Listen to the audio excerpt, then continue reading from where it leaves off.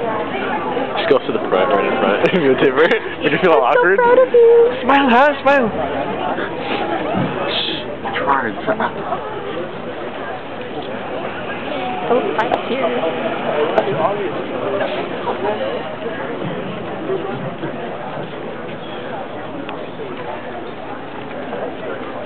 History. The Philippines is not one nation, but diverse groups with different values and ways of life.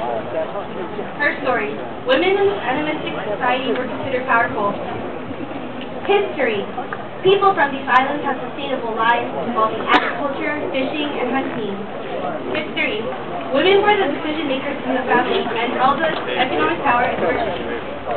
History. 16th century. Spain colonized this group of islands and named it Las Islas Filipinas after King Philip II of Spain. Her story. The Spanish had their own perception about the way women were supposed to carry themselves.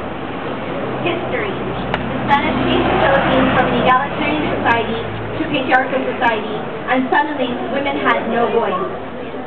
Her story. History. Fast forward to the 20th century.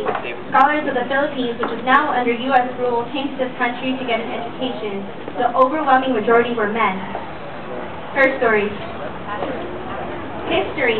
Because most Filipinos in the U.S. during the early 20th century were men, Pinoy saw companionship with women from other ethnicities.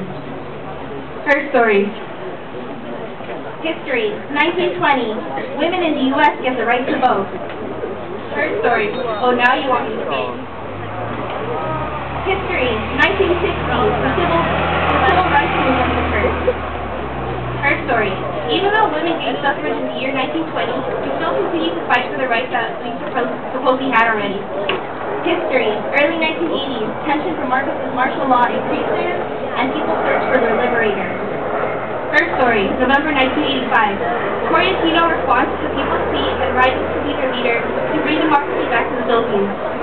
History. Filipino-American youth have become increasingly vocal in student movements and continuously fight to make a change in their communities. Her story. 1996. Capacite Upflawn, an organization focused on Pinoy empowerment, is founded to help women discover their strength to resist the oppression they've always had and fight for the freedoms that they deserve.